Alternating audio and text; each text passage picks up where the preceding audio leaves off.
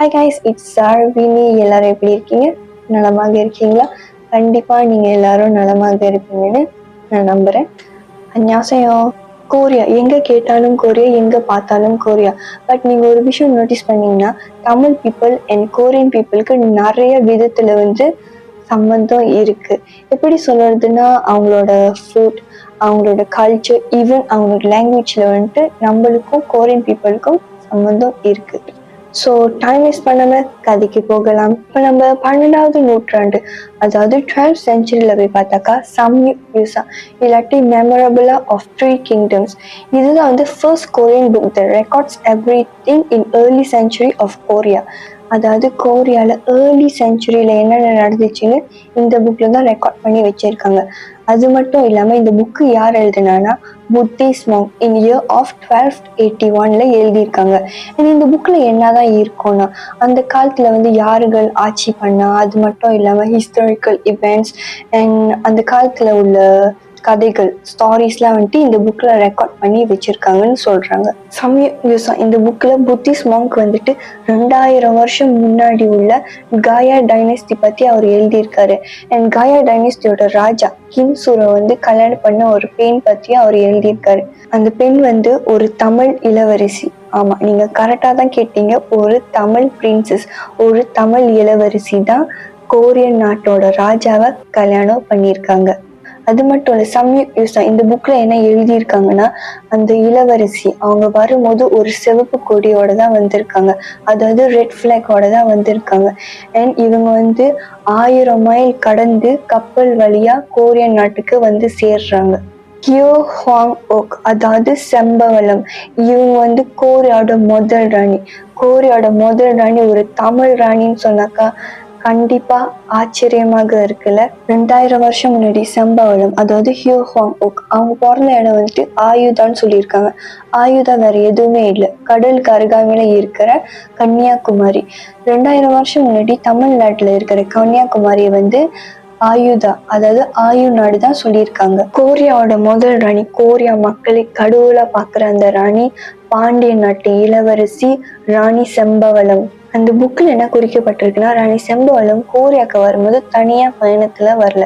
அவங்க கூட ஒரு சில ஆட்கள் தான் கூட்டிட்டு வந்திருக்காங்க. எதுக்காகனா ஹெல்பர்ஸ் மாதிரி, உதவி ஆட்கள், அவங்களுக்கு சமைக்கிறதுக்கு, அப்புறம் அவங்களோட துணி நெய்யறதுக்கு, இந்த மாதிரி அவங்களுக்கு ஹெல்ப் பண்ணுறதுக்காக ஒரு சில ஆட்களோட தான் அவங்க தமிழ்நாட்டிலேருந்து கோரியாவுக்கு போயிருக்காங்க. அவங்க பயணம் செஞ்ச கப்பல்ல சிவப்பு கொடியில மீன் சின்னம் இருந்துச்சு. அது மட்டும் இல்ல, ராணி செம்பவளம் கோரியாவுக்கு வரும்போது அவங்க கூடிய 7 பெரிய ஸ்டோன்ஸ் எடுத்துட்டு வந்திருக்காங்க. அண்ட் இப்போ வரைக்கும் கோரியா கவர்மெண்ட் அந்த ஸ்டோன்ஸை பத்திரம் படுத்தி வச்சிருக்காங்க. கோரியன் அண்ட் தமிழ் லாங்குவேஜ் நிறைய சிமிலாரிட்டிஸ் இருக்கு. ஃபார் எக்ஸாம்பிள், அம்மா, அப்பா, நான், ஒன்று, புல்லு, இந்த மாதிரி நிறைய வேர்ட்ஸ். அது மட்டும் இல்லாமல் ரீசர்ச்சர்ஸ் என்ன சொல்றாங்கன்னா, கோரியன் அண்ட் தமிழ் லாங்குவேஜ்ல கிட்டத்தட்ட 500 வார்த்தைகள், அதாவது 500 வேர்ட்ஸ் சிமிலரா இருக்கு. அது மட்டும் இல்ல, அதுல சில வார்த்தைகள் ஒரே அர்த்தம் இருக்கு. எப்படி நம்மளோட லாங்குவேஜ் சேமா இருக்கும், அதே மாதிரி நம்மளோட உணவு முறைகள், நம்மளுக்கு கொல்கட்டை இருக்கு, அவங்களுக்கும் இருக்கு. அதே மாதிரி நம்மளோட அதிரசம் அவங்களுக்கு யாக்வான்னு சொல்றாங்க.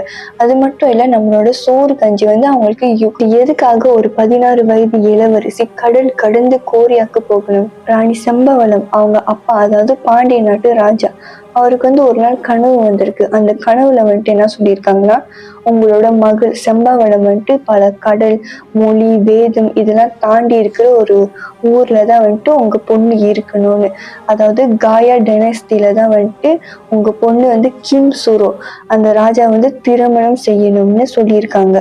பாண்டிய நாட்டு ராஜா அவங்க பொண்ணு வழி அனுப்பி வைக்கிறதுக்காக நிறைய அரேஞ்ச்மெண்ட்ஸ் பண்ணி அனுப்பியிருக்காங்க, அதாவது வசதிகளோட அனுப்பி வச்சிருக்காங்க. கிம்ஹி என்று ஒரு இடம் சவுத் கொரியா, அங்கதான் கிம்சுரோட ராஜ்யம் இருக்கு. அண்ட் ஒரு நாள் கிம்சுரோ பெண் பார்க்கும் சடங்கு நடக்குது. அப்போ வேற வேற தேசம், நாடு, ராஜ்யத்துல இருந்து நிறைய இளவரசிகள், பிரின்சஸ் எல்லாம் வராங்க. ஆனா கிம்சுரோக்கு அங்க இருக்கிற யாரையும் பிடிக்கல. அதே சமயம் பிரின்சஸ் செம்பவளம் கிம்சுரோ வசிக்கும் இடத்த சேர்றாங்க. அங்க இருக்கிற எல்லாரும் பிரின்சஸ் செம்பவளத்தை ரெஸ்பெக்டோட வர வைக்கிறாங்க. கிம்சுரோக்கு ராணி செம்பவளத்தை பார்த்தோன்னே பிடிச்சு போயிருச்சு.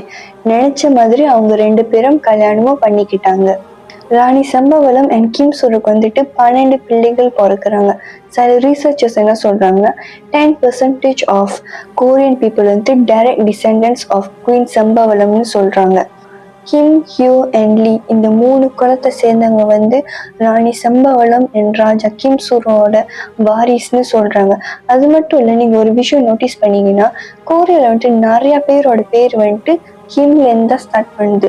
ஃபார் எக்ஸாம்பிள் பிடிஎஸோட மெம்பர் கிம் தயோங், அதாவது வி, அவங்க பேர் கூடயும் கிம்ல இருந்து தான் ஸ்டார்ட் பண்ணுது. ராணி சம்பவலம் 157 இயர்ஸ்க்கு நல்லா ஆரோக்கியமாக வாழ்ந்திருக்காங்க. ஒரு சில பேர் என்ன சொல்றாங்கன்னா ராணி சம்பவலம் இறக்கும் போது அவங்க சொல்லியிருக்காங்க, இந்த கொரியா மக்கள் எல்லாரும் என்னை வந்து பாசமா அம்மான்னு கூப்பிடுறீங்க, அதே மாதிரி வர தலைமுறைகளும் அம்மா அண்ட் அப்பா இந்த வந்து ஃபாலோ பண்ணிக்கிட்டே இருக்கணும். இதுதான் அவங்களோட கடைசி வார்த்தை அண்ட் கடைசி ஆசையும் சொல்லலாம். இப்போ வரைக்கும் கொரியா மக்கள் வந்துட்டு அம்மா அண்ட் அப்பா அந்த வார்த்தையை யூஸ் பண்ணிக்கிட்டு தான் இருக்காங்க. நான் ஃபர்ஸ்ட்லேயே சொல்லியிருப்பேன், அதாவது ராணி சம்பவலம் வந்து அயோத்தா அந்த நாட்டிலேருந்து வந்திருக்காங்க. ஆனால் ஒரு சில பேர் என்ன நினைக்கிறாங்கன்னா அவங்க வந்து அயோத்தியா அந்த நாட்டிலேருந்து வந்திருக்காங்க. ராணி சம்பவலம் அவங்க வந்து ஒரு தமிழ் இளவரசி, அதாவது தமிழ்நாட்டு பாண்டிய குலத்தை சேர்ந்த ஒரு இளவரசி. ஆனா எப்படி அவங்களுக்கு வந்து அந்த அயோத்தியா அங்க போய் ஒரு மெமோரியல் பிளேஸ் பில்ட் பண்ணியிருக்காங்க. பாண்டியர்களோட சின்னமே வந்துட்டு ட்வின் ஃபிஷ், அதாவது ரெட்டை மீன் சின்னம். அது மட்டும் இல்லாம சில பேர் என்ன சொல்றாங்கன்னா அவங்க வந்து கொரியாக்கு வரும்போது சிவப்பு கொடி ரெட்டை மீன் சின்னத்தோட கொடியில தான் வந்திருக்காங்க. ஏன்னா அவங்க கையில வந்துட்டு திருசூலம் எடுத்துட்டு வந்திருக்காங்கன்னு. வந்து சம்பவலம் சுத்த தமிழ் பேரு. அந்த பேரோட மீனிங் என்னதுன்னா ரெட் கோரல். இன்னும் ஆழமாக ரீசர்ச் பண்ணா கண்டிப்பா நிறைய உண்மைகள் தெரிய வரும். கொரியனோட ஃபர்ஸ்ட் ராணி ஒரு தமிழ் ராணி. இது கேட்கும் போது ரொம்ப பெருமையாக இருக்கு. எல்லாமே அந்த அந்த புக்ல வந்து குறிச்சிருக்காங்க, எழுதியிருக்காங்கன்னு சொல்றாங்க. ஸோ இது எல்லாமே அந்த புக்கை போய் படிச்சாதான் நம்மளுக்கு தெரிய வரும். ஸோ கைஸ், இன்னைக்கு அவ்வளோதான். அடுத்த வீடியோ வர வரைக்கும் ஸ்டே டியூன் பண்ணுங்க. மறக்காம லைக் பண்ணுங்க, ஷேர் பண்ணுங்க, அப்புறம் சப்ஸ்கிரைப் பண்ணுங்க. நான் ஏதாச்சும் தவறுதெல்லாம் பேசியிருந்தேன்னா, என்னோட தமிழ்ல வந்துட்டு பிழைகள் இருந்துச்சுன்னா என்னை வந்து மன்னிச்சிருங்கள். அப்புறம் இது எல்லாமே நான் வந்து அந்த மிஸ்டர் கூகுள் அவர்கிட்ட தான் நான் வந்து கேட்டு படிச்சு உங்ககிட்ட நான் சொல்றேன். அனைவருக்கும் என்னுடைய காதலை சொல்லி விடை பெறுகிறேன். நன்றி, வணக்கம், பாய். இந்த வரிசையா எட வரிசையா? ஃபார் எக்ஸாம்பிள் அம்மா, of course I can two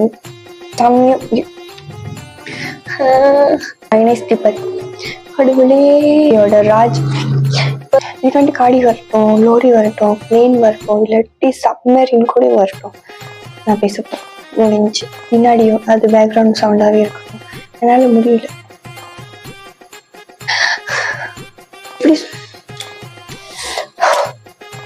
Korea